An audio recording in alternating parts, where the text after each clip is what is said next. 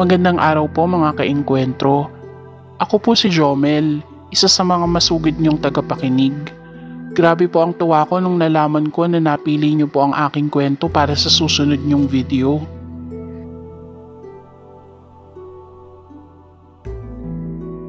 Ipinanganak po ako sa Maynila pero sa Bulacan po ako lumaki. Umuwi po kami sa probinsya ng nanay ko nung magsara ang kumpanyang pinapasukan ng tatay ko. Noong una, pansamantala lang po sana ang plano namin iyon. Subalit kalaunan, nakatisod ng mas magandang trabaho si Papa kaya naging pangmatagalan ang pananatili namin dito sa Bulacan. Kung tama po ang alala ko, mga nasa grade 2 po ako noon nung mangyari ang lahat ng ito. Sa ngayon po, 29 years old na po ako.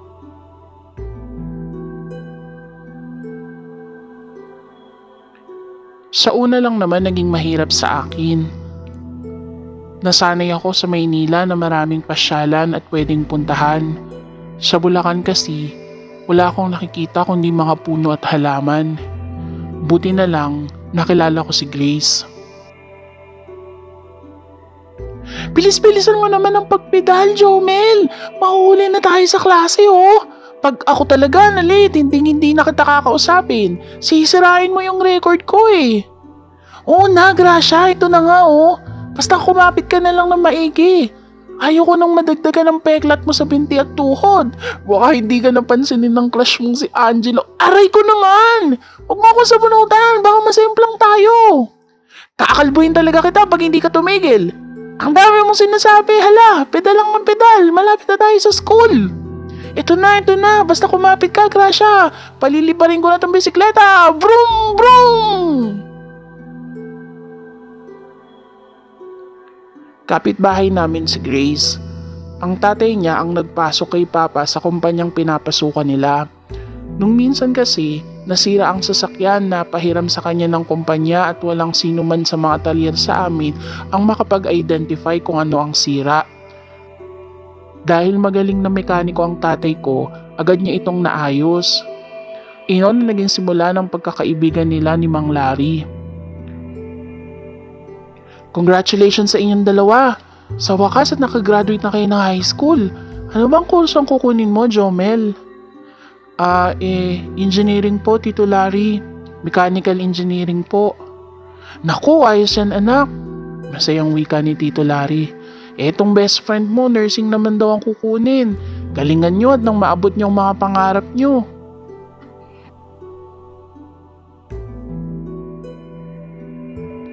Dahil magkaiba kami ng kurso, sa unang pagkakataon ay nahiwalay ako ng paaralan kay Grace. Sa Baliwag siya pumapasok samantalang sa Malolos naman ako. Dahil dito, madalang na kaming magkita. Naging busy kami sa pag-aaral namin at sa mga bago naming mga naging kaibigan. Dumalang ang aming pagkikita. Pero nagising na lamang ako isang araw na sumusulyap sa tarangkahan ng bahay nila habang hinihintay siyang lumabas tuwing umaga. Nagbabaka sakali na makasabay ko siya sa pagpasok sa school. Nagpatuloy na lamang ang komunikasyon namin at nakikita pa rin naman. Pero sa di malamang dahilan, unti-unting nagbago ang pagtingin ko kay Grace.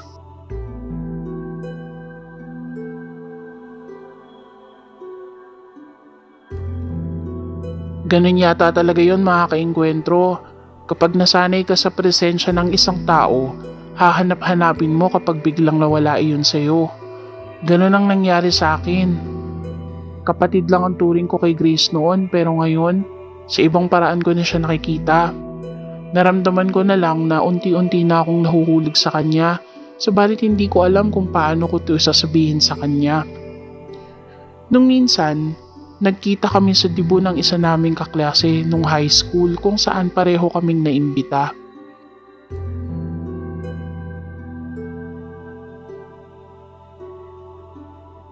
Jomel? Uy, kamusta ka? Buti nakarating ka dito. Tagal na natin hindi tumatambay na magkasama. Hi Grace. Pati ko sabay himas ng aking batok. Oo nga eh, pareho kasi tayong busy kakaaral. Alam mo na, third year na kasi tayo eh. Kaunti na lang at gagraduate na tayo, di ba? Oo nga, ang bilis ng panahon no. Konti na lang, maaabot na natin ang mga pangarap natin. Tama, tama. Pagsang-ayon ko. Siya nga pala, bakit hindi mo kasama si Rico? Bahagyang lumungkot ang kanyang mukha. Break na kami, magdadalawang buwan na. Nahuli ko kasing pinopormahan yung kaklase niya eh. Balak pa kaming pagsabayin. Ganun ba? Gago naman pala yun eh. Nagngingit-ngit kong balalas.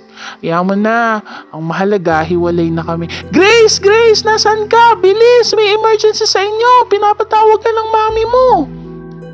Nataranta kami nung makitang humahangos ang isa naming kapitbahay. Nagkatinginan kami ni Grace. Patakbo kaming tumungo sa tarangkahan upang salubungin ng tiyahin niyang nagpasundo sa kanya.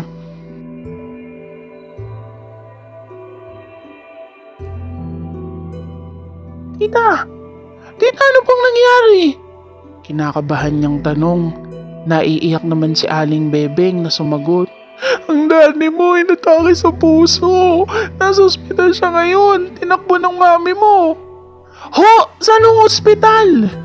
Nag-hysteria na si Grace at dali-daling sumakay ng tricycle. Sumama na rin ako. Hindi kaya ng konsensya ko na iwan siya sa ganitong pagkakataon. Isa pa, napamahal na rin sa akin si Tito Larry.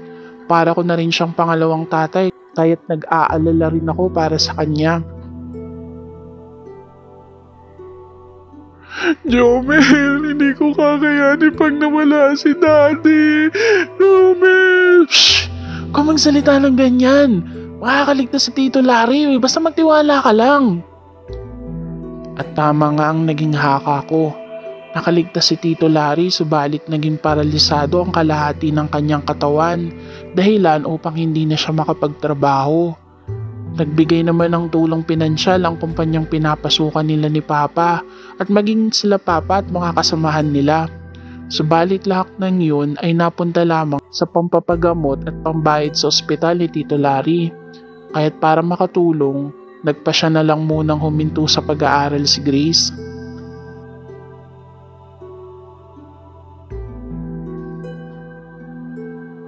Alam kong mahirap sa kanya ang mahinto sa pag-aaral, subalit wala naman akong magawa sa sitwasyon niya.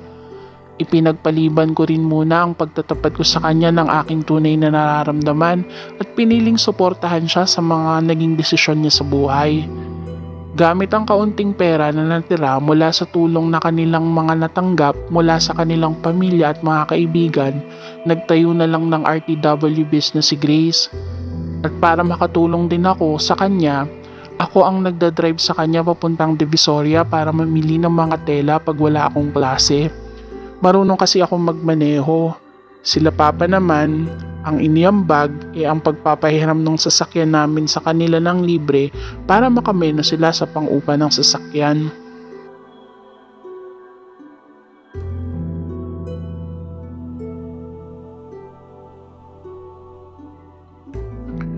Jomel, yang-iya na talaga ako kay Tito Jerry.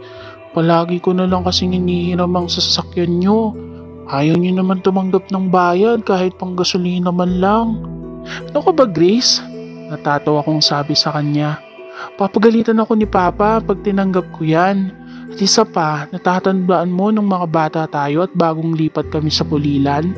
Si Tito Larry ang nagbigay ng trabaho kay Papa. Hanggang ngayon, tinatanaw pa rin naming utang na loob sa kanya yon.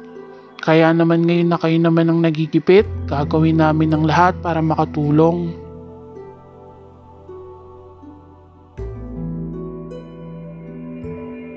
Natahimik si Grace. Narinig ko na lamang ang bahagya niyang paghikbi mula sa kanyang kinauupuan. Oh, ba't ka umiiyak? Pag nakita ka ni Tito Larry, baka sabihin nun pinapaiyak kita.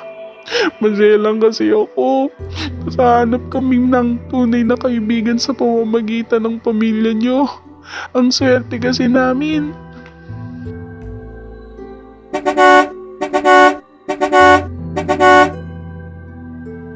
Bahagya kaming nagulat sa malakas na busina na nagmula sa sasakyan sa likod namin.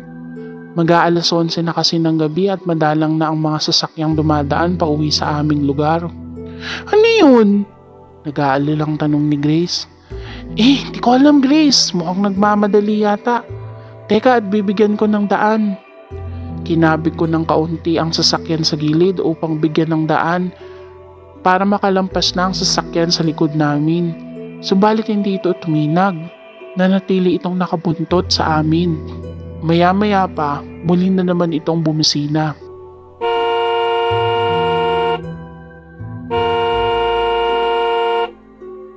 Hoy, ano ba? Busina ka ng busina. Ano bang gusto mo? Sigaw ko sa bintana ng sasakyan. Subalit nanatili ang pagbusina ng kabilang sasakyan. Minalas pang nasa bypass road kami kung saan kaunti lamang ang mga kabahayan.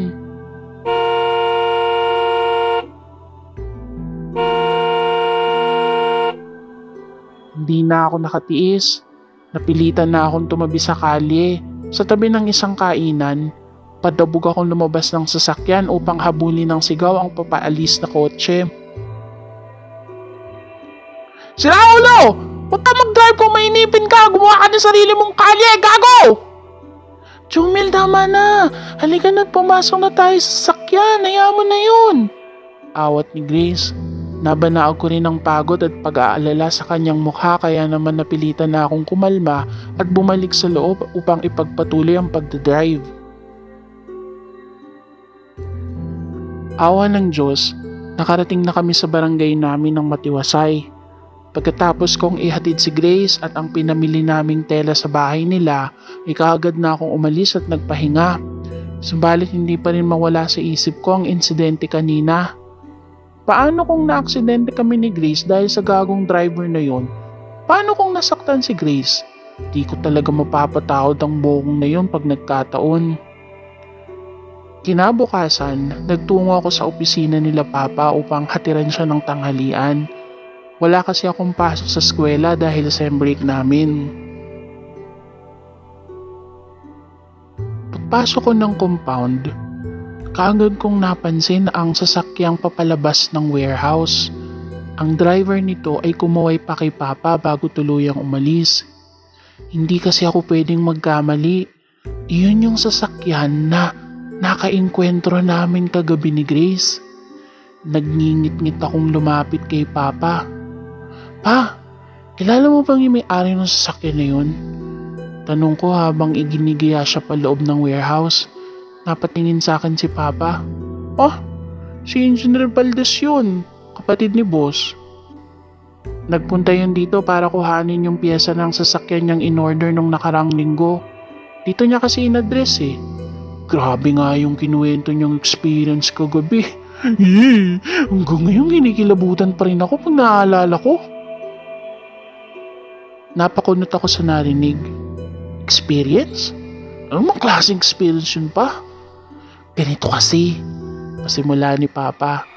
Inilalatag na niya ang tanghaliang dinala ko sa kanya habang nagkukwento. Kagabi daw, may nakasabay siyang sasakyan. Sa may bypass, medyo kaunti lang yung dumadaang kotse doon. Karamihan kasi puro mga truck ang kasabay nila. Ordinaryong gabi lang sana yun eh, hanggang sa may napansin daw siyang kakaiba dun sa kotseng sinusundan niya. Kumabog ang dibdib ko sa narinig. Ano pong nangyari pagkatapos? Napansin daw niya may nakasakay na maitim sa likod ng sasakyan nung sinusundan niya.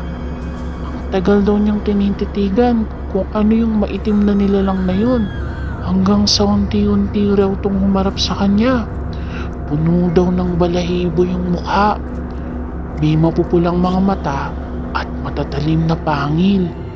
Meron din daw yung 3 sungay sa kanyang ulo at nakangisi daw sa kanya. Iwari nga daw niya sa yung demonyo at malamang may balak na masama dun sa driver at sa kasama niyang babae. Nanigas ang buhok ng katawan sa narinig. Hindi ko na maintindihan ang mga simunod na sinabi ni Papa dala ng matinding takot. Di ako makapagsalita sa aking narinig. Hindi ko lubos maisip kung paano nagkaroon ng demonyo sa loob ng aming sasakyan.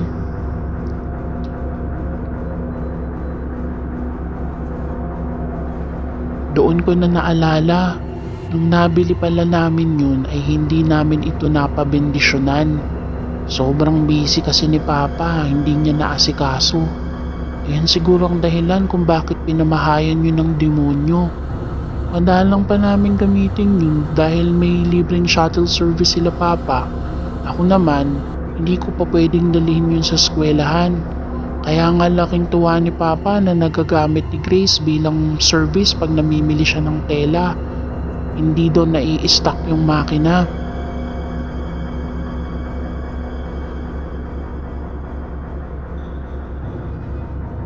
Uwi ko sa bahay, sinabi ko kay mama ang nangyari. Maging siya man ay natakot sa kanyang narinig. Kaya pagdating ng linggo na siyang day off ni papa, kaagad namin yung pinabendisyonan sa pari. Hindi rin kami umaalis ng bahay nang hindi nagdarasal sa tuwing gagamitin namin ang kotse yun. Awa naman ng Diyos at walang nangyaring disgrasya sa amin. Sa ngayon, isa na akong ganap na inhinyero. Nagkatuluyan din kami ni Grace at may 2 ng anak. Dahil sa experience namin na yon, sa tuwing bibili kami ng bagong sasakyan o kahit anong bagong gamit ay agad naming dinadasalan o pinabebendisyonan muna namin. Mahirap na, baka mademonyo na naman ulit kami kagaya noon. Hanggang dito na lamang po at maraming salamat sa pakikinig.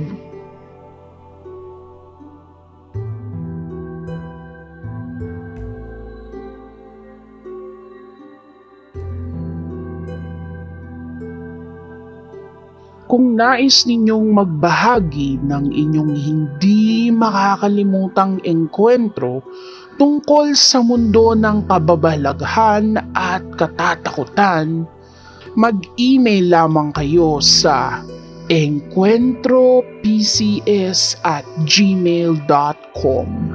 Ang mapipiling kwento ay mapifeature sa aming susunod na video at mananalo ng kaukulang premyo. Huwag niyo rin kalimutang mag-like, share at subscribe sa aming YouTube channel para sa mas marami pang engkwentrong kilabot at